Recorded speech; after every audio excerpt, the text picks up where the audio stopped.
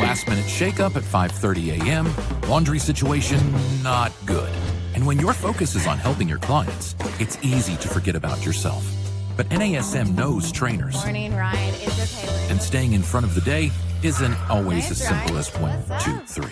So when the unexpected has you pressing pause, What's the latest on creatine? I'm going to get back to you on that. let NASM1 help you press play. Visit NASM.org to sign up for a membership today. You're listening to Random Fit with hosts Wendy Batts and Ken Miller, winner of a Gold Markham Award for Digital Media.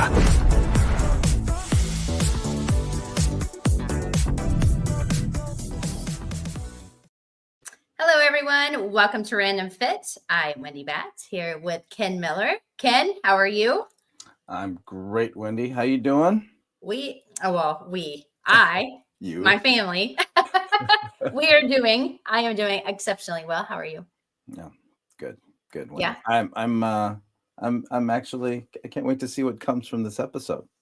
Yes, this week, y'all, we are talking about the fitness sex connection. So Ken and I actually had a discussion about this.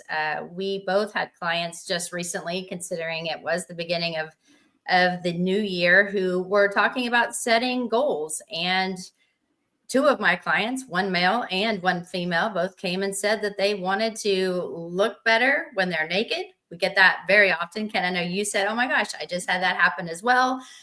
Obviously, we're talking about sexual health. So we also want to think about what is happening when we're looking at the effects of how exercise can help someone not only look better, feel better, but, also keep a marriage happy. Or if you're not married and you're doing your thing, keep yourself happy, whatever it is that you're doing. So Ken, tell me about your experience with your clients. What are they saying? Well, it's interesting because, like you said, Wendy, it is about, for some, looking better naked. And naked might mean, they're going to the beach, not a nude beach, but they're wearing shorts, right? They're practically naked, bathing suit, shorts, whatever the situation may be, but they want to look better with less clothes on. And you think the next step after that is, you look better naked.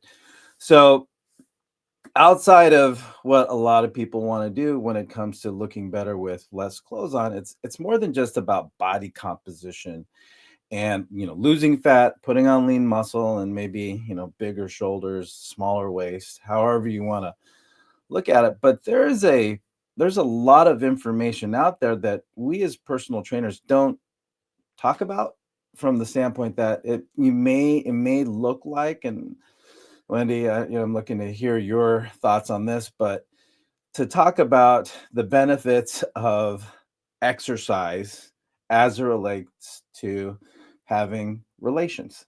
So from that, well, I don't know. Sexual health. Have sexual health, right? So it's more than just, okay, I feel better, I can run farther, I can lift more weights.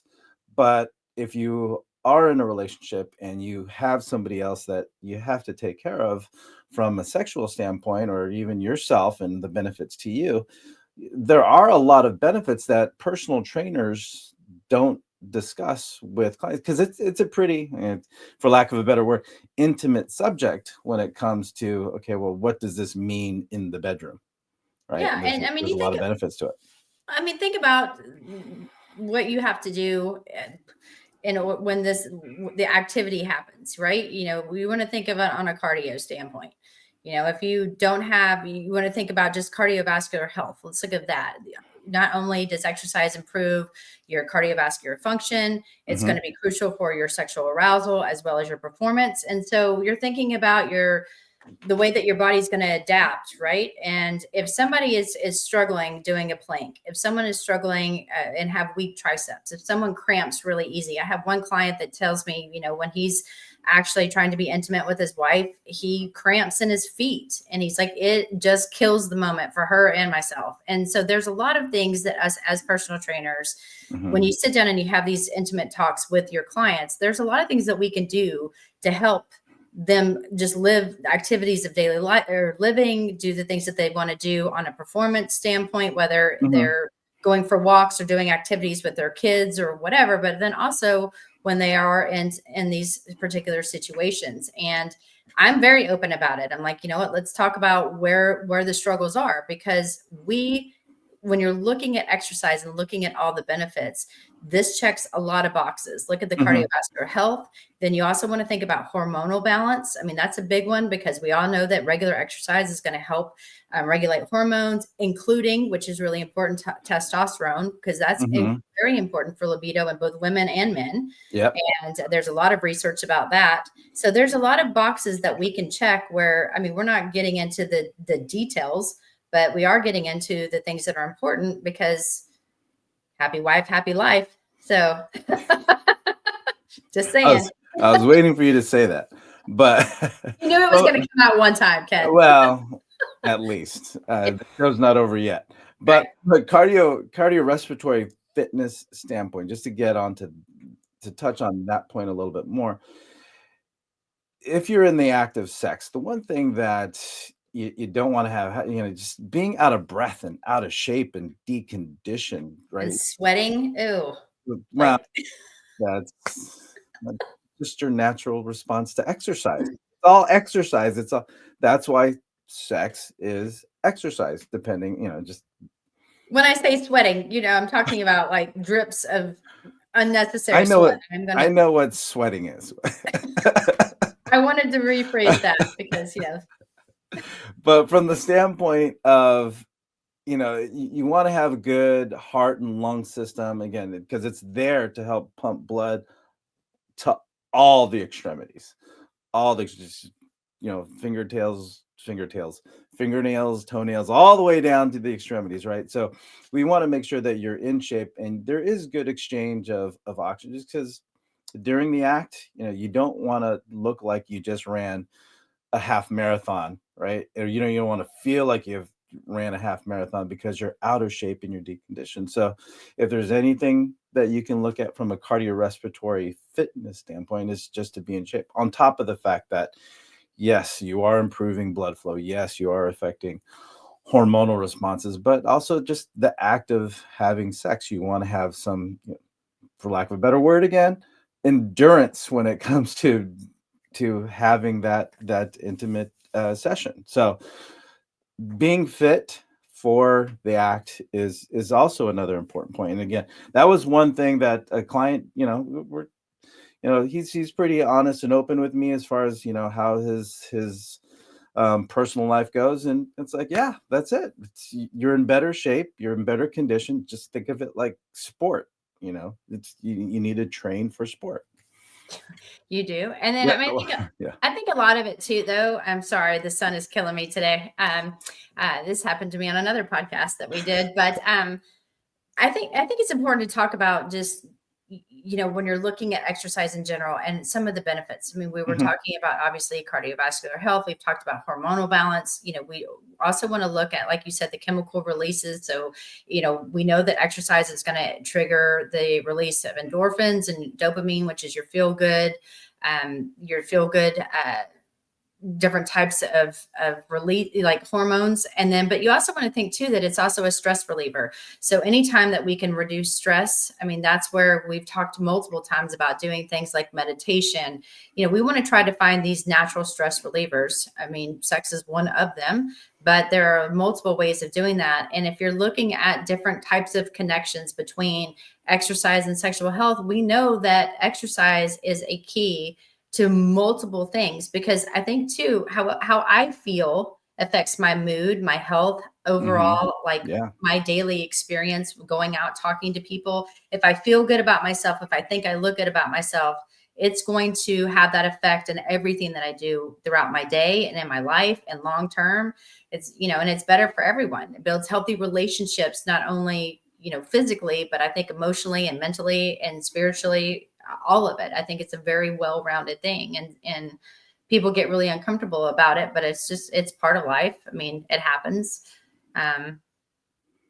It's important, and there's a lot of benefits. Yeah. So again, the dopamine effect, right? I mean, it's just, when we look at exercise and just what it does, like what you said, Wendo,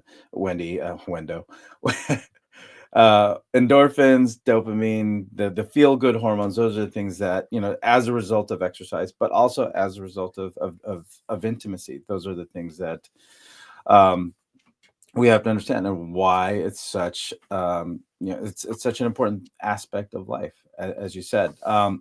But before I move on to the next topic, as far as the benefits of exercise, the one thing I want to let you guys know about, as we like to let all of our listeners know, this episode of Random Fit is brought to you by NASM One, the membership for trainers and coaches.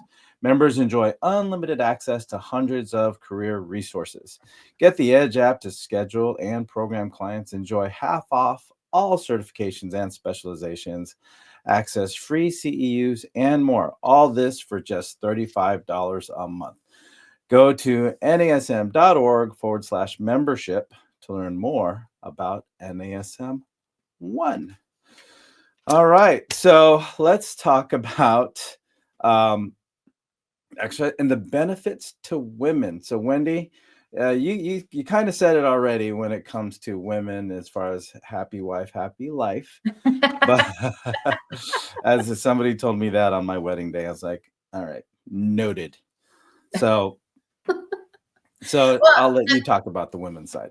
well, I mean, I think there is a lot of benefits for women, because again, anytime that you can reduce stress, you can increase dopamine and just feel good about yourself. I think a lot of it for women is just how they feel about themselves. How comfortable are they in their own skin? I think that's huge. But we know too that exercise, it's going to improve ovulation in women. So people that are trying to get pregnant, there's a lot of benefit in that. So women, there's a study that was done in 2016 that found that active women had a better pregnancy outcome compared to those that were sedentary. Having a good BMI obviously makes you healthy, and it actually makes it easier to not only get pregnant, but then also to conceive. Anytime we can incorporate exercise into everything, I think there's a lot of benefits to it. And the biggest thing too, though, is just being sure as a female that you don't overtrain, because I think that's also, you guys have heard about people that when you have excessive exercise, it's going to disrupt your menstrual cycle. So then you get amenorrhea. So there's actually something called hypothalamic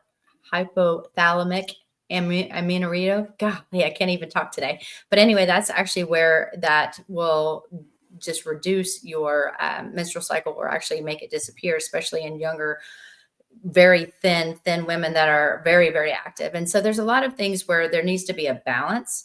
And but exercise is very important. And there are specific exercises. Ken, I mean, we can talk about the exercises next, but I mean, Kegels are the answer. And really working your pelvic floor muscles before you have kids is important. After you have kids is really important. And as you age is also important on the sexual side as well. Yep. And speaking of Kegels. I always call them Kegels, but people call them both. So I've heard it both ways. I had a doctor that called them Kegels, so I went with that. But then I also had someone else call them Kegels. So I'm not really sure, but that's call it what you will. Tomato. Yeah, pelvic floor. Now, speaking of that's another exercise that men can do as well. A lot of times it's just categorized as a female exercise for the integrity of the pelvic floor, but men need pelvic floor integrity too. So we all need, it's part of the core, right? You have the diaphragm up top and you have the pelvic floor on the bottom, and then you have those so transverse abdominis is one of the big core muscles that wraps around your midsection. So you can picture, if the top is important, so is the bottom, right? As well as the muscles that wrap around, which tends to get more attention than anything else. But Kegels definitely an applicable exercise for men. I just did 5 reps right now, actually. Wow. Too much information, Ken. But those of you guys too that don't know what that exercise is, this is the easiest way I explain it to my clients. Like if you go to the restroom and you're midstream and taking a wee, and all of a sudden you stop it and then you start it again and you stop it. When you're stopping it, those muscles that actually stop that flow of urine is basically those muscles that we're talking about. So you want to really think about diving deep into the pelvic floor muscles, squeezing those muscles. But I mean, those pelvic floor muscles are important when you're thinking about sexual function, especially if you want to improve your orgasm quality, your arousals, but as we age, your bladder control. So there's a lot of things that are super important with that. And if you're actually pregnant, those muscles are really important to strengthen before you give birth, and then definitely afterwards as well. Another exercise I think too, that I would like to talk about, Ken, too, when we're thinking about cardiovascular. I keep bringing up cardiovascular health because we saw how important it was, especially when we're talking about the benefits of blood flow, arousal, all the things. But running, brisk walking, cycling, swimming, dancing, they're saying that if you can do, your moderate 30 to 45 minutes of moderate intensity cardio, anywhere from 3 to 5 times a week, it's going to help on that standpoint as well. But you also want to think about how many times have we talked about, what is it, 150 minutes is what they want you to do of moderate to intense exercise. I mean, this fits within that category. And there's no way that people can say, I don't have the equipment to do that, because you don't need anything to dance other than yourself. And you don't need anything to walk. If you have a bike, obviously you can go cycle, whether it's indoor, outdoor. Swimming is also, it depends on if you're in Atlanta right now, you definitely want to be indoor.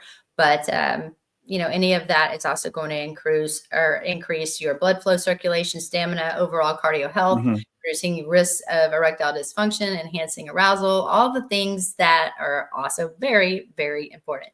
And like you said, you don't want to be out of breath. Don't be that person. And you don't want to be that guy. But from so you brought, the 150 minutes, and just to clarify that, and it's something that we bring up all the time, 150 minutes is the minimum, right?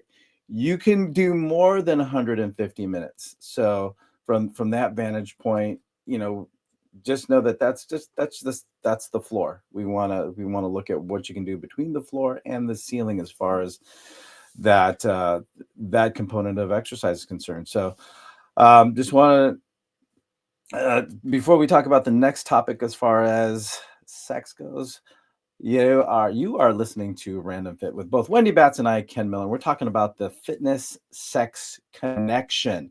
So exercise isn't just good for looking great, performing better. This has definite carryover towards the bedroom. So with regards to body composition, or you talked about the benefits to the female side. Now, one of the things regarding the male side of the benefits, you mentioned it already really quick, was erectile dysfunction. Now, again, when we talk about cardiorespiratory fitness, you are exercising, you are using the heart, you are using the lungs, and they help promote blood flow to, when I said all the extremities, especially to the male genitalia, as far as being able to get more blood flow to that region of the body. So erectile dysfunction is a big concern for a lot of males when it comes to being able to perform when the situation commands. So from that vantage point, being in better having cardiorespiratory fitness sessions, doing your cardio is going to definitely help with that. Now, the other part of it is when you talk about BMI or body mass index, maintaining a good body mass index is going to reduce the risk of erectile dysfunction. So if you're, say, 30 and above, you're more in the obese range. You want to get into the mid to low 20s when it comes to decreasing the likelihood of having erectile dysfunction, especially when it comes to your body mass. So managing weight through exercise has that side benefit when it comes to, not a side, but it has a benefit to performing when it comes to sex by just being at a manageable weight for your stature. So that's one thing to look at. So it's not just about blood flow, it's about managing your body composition to be able to do what it is you do. Well, and I think too, Yeah. it's also really important to think about, boosting testosterone. And this is in Mhm. males and females. Of course, we want to think about strength training, right? That's what Ken and I, that's what we do. And that's what we talk Mhm. about all the time. Mhm. So ways to think about boosting your testosterone, enhancing muscular endurance, improving your body confidence. What is one of the easiest ways that we know of is strength training. And, we were talking about exercises, Ken, that we think would be really appropriate, and thinking about the reasons and rationales why. I mean, we want to Yeah. think squats. So squats are going to help, strengthen the lower body. It's going to improve your pelvic stability, especially if you're in proper alignment. Yes. Deadlifts are going to be important too, because think about, again, on an aesthetic standpoint, but we want to engage the core, your back, your hip muscles. You're going to work on your thrusting and your posture. And then push-ups, we talked about nothing. Well, we didn't mention this on the podcast, but, I think it's really actually important that you can hold yourself up in a plank position or in a push-up position, because again, we want to improve your body or upper body strength, as well as the endurance of being able to hold yourself in that position. Lunges are important. So again, we're thinking about hip mobility and hip Mhm. strength, supporting dynamic movement patterns. When you're working big muscle groups, you want to think you're burning more calories. You are going to be, hopefully, if you're doing something on a standpoint of what we call more of a vertical load type program, you're going to go from one exercise to another exercise to another exercise, minimizing your rest. You're going to increase your heart rate. So you're getting what? Cardiovascular benefits as well. Mhm. So really focusing on big muscle groups, time under tension, putting yourself in different positions, not doing the same exercises, but changing it up all the time. That's going to help increase those testosterone levels. And once again, the muscular endurance. And I think that's one thing that when we talk about strength training and all the benefits of activities of daily living, this is part of it. And Right. I think it's important to bring it to the forefront. Yeah, I mean, strength training is important. Just again, what you're talking about with the elevation of testosterone, and I think on the other side of that coin, not only do you have to be strong, but you have to be flexible and mobile. So when it comes to using those hips, using having upper body strength, we need to be very, very mobile through, from the lumbopelvic hip complex all the way up through the spine. So exercises like cat and cow, being mobile, being able to flex and extend through the spine, and especially through the spine as it relates to the pelvis. So cat and cow is a great exercise, and I use that in most of my if we have time to cool down together, as far as me guiding my clients through their training session, cat and cow, that's one of those things that helps from a muscular balance standpoint. It's an exercise that will recalibrate top and bottom, the upper body, lower body, as well as the left and the right side. So it's good for resynchronizing, recalibrating the body, especially after you had a pretty good workout session. Bridging, happy baby. Again, that's happy baby pose, yoga derived pose, where now you're going to go ahead and get some extension and get some extensibility through the groin, through the adductor complex. So being able to open up those hips, get those hips nice and open, and have that extensibility is important, not just for females, but also for the males as well. Again, we talked about the pelvic floor. This is one good way to take some tension off of the groin, the adductor complex, and allow better balance and synchronicity between the pelvic floor and the adductor complex.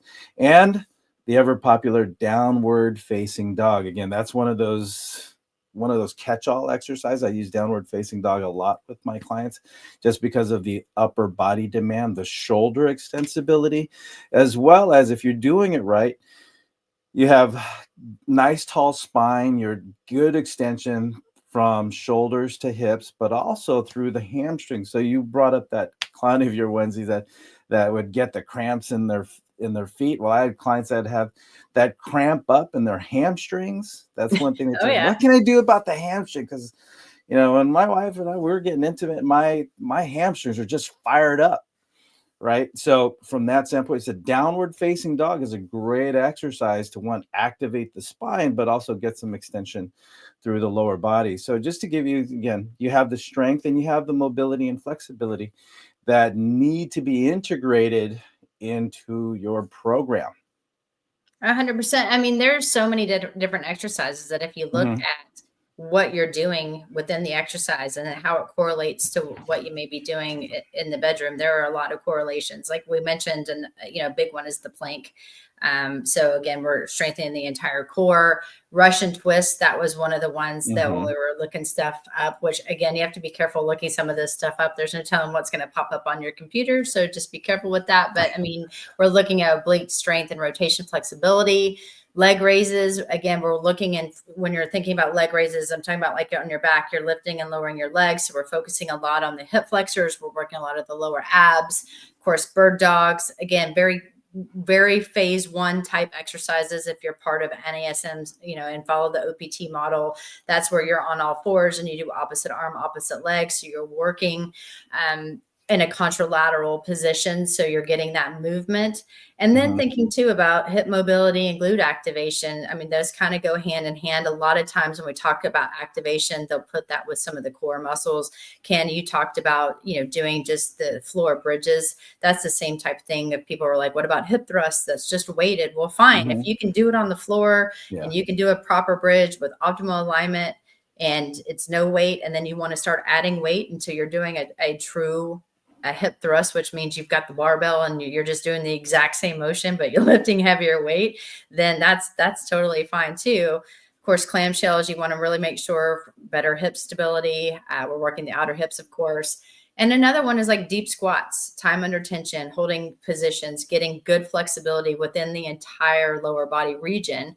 We're working, of course, more focus on the quads and the glutes that work together as a prime mover coming out of a squat, but being able to really focus on good alignment. And the thing is if you have better movement patterns, you feel better about what you're doing. Not only are you able to do things without cramping, without shaking, without having balls and beads of sweat falling onto your partner if you're the one on the top, but you also want to reduce the shakiness. I mean, all of that stuff, you want to feel very confident. And I think when you're really working on focusing on exercises, that's going to help you with your own body, working on stabilization, working on good core alignment and flexibility, which is exactly what we're trying to do with every single person that walks through the Hmm. door.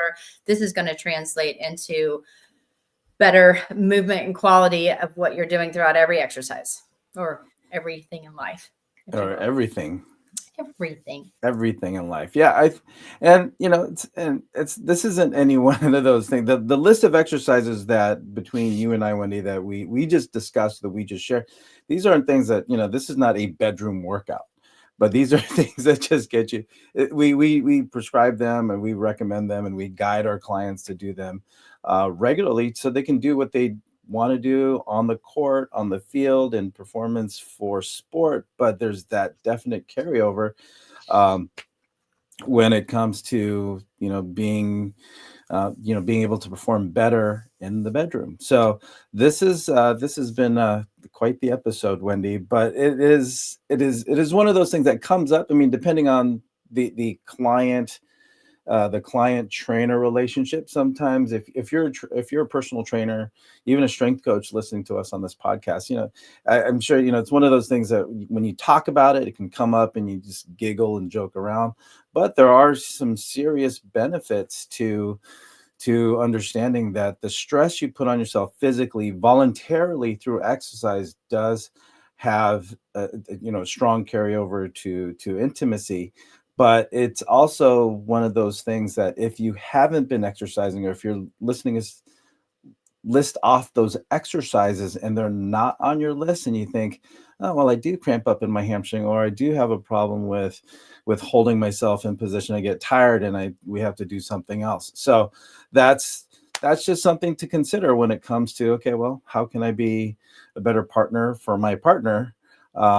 So just so something to look at or Well, and I consider. think it's important too, Ken. I mean, think about your relationships. I think too, when you obviously are more intimate with your spouse Hmm. or partner, you have better connection with them. It's better family life, or you just feel more confident about yourself. I think because I Hmm. know when you talk to people that are single and they get depressed, they don't go out, they don't do anything. And then you talk to someone that's happy in their marriage. I mean, this is something that's been done all the time. They feel very confident with their bodies and how they feel and how they look and their relationships. They're more open.